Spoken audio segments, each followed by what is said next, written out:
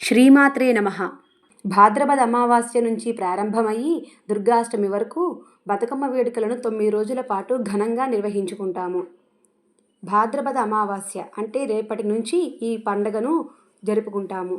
మొదటి రోజున ఎంగిలి బతుకమ్మ, ఆశ్వయుజ శుక్ల పాడ్యమి రోజున అటుకుల బతుకమ్మ, 3వ రోజు ముద్దపప్పు బతుకమ్మ, 4వ రోజు నానబియ్యం బతుకమ్మ, 5వ రోజు అట్ల బతుకమ్మ చేసుకుంటాము. 6వ రోజున అలిగిన బతుకమ్మ. ఈ రోజున అమ్మవారికి నైవేద్యం సమర్పించము. 7వ రోజున వేపకాయల బతుకమ్మ, 8వ రోజున వెన్నముద్దల బతుకమ్మ, 9వ రోజున ఆశ్వయుజ శుక్ల అష్టమి అంటే దుర్గాష్టమి రోజున సద్దుల బతుకమ్మ జరుపుకుంటాము. ఈ రోజు ఆఖరి రోజు కావడంతో సంబరాలు అంబరానంటుతాయి. భారీ బతుకమ్మలను తయారు చేసి ఆడిపాడిన తర్వాత అమ్మవారిని పారే నీటిలో నిమజ్జనం చేస్తారు. బతుకమ్మ పండుగ తెలంగాణలో ఎప్పుడు ప్రారంభమైందో చెప్పేందుకు సరైన ఆధారాలు లేవు. కానీ వేల ఏళ్లుగా కొనసాగుతోందని చెప్పేందుకు చాలా కథలు ఉన్నాయి.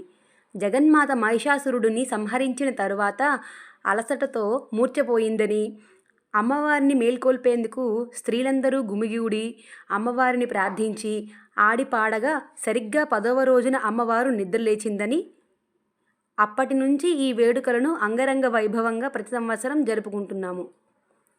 ఈ వేడుకల్లో అలిగిన బతుకమ్మ మినహా మిగిలిన అన్ని రోజులు అమ్మవారికి రోజుకో రకమైన నైవేద్యం సమర్పిస్తుంటాము.